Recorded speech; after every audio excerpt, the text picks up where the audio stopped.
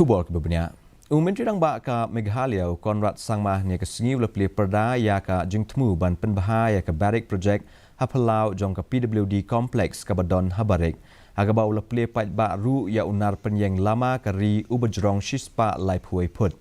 Kini ke projek ke basyong do apusan kelur tingkah kan penkela ya kini ke jaka sya ke jaka ke bekeluj ke bandon ya ke jaka yaj ke madan step plaza ke jaka yang kikali ke restoran ke jaka yelek ke kena bat ke jaka ru jaka rung jaka mi kikali. Haga jengkren jong u la banjur bakane ke kompleks kan long kum kedak ka jeng teli habarok ke keri om tang ya ke jela.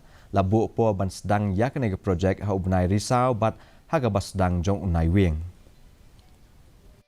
Plan, but we will see the projects go through. I expect that this particular, we want this particular location to be actually a symbol of the unity of our state.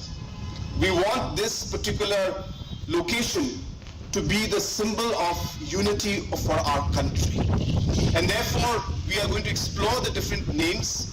Barik point is, of course, some word we have been using here for a long time, but we strongly feel we need to rename this location and something that will signify unity of our state, unity of our culture, unity of our communities, unity of our tribes, and the unity of our nation.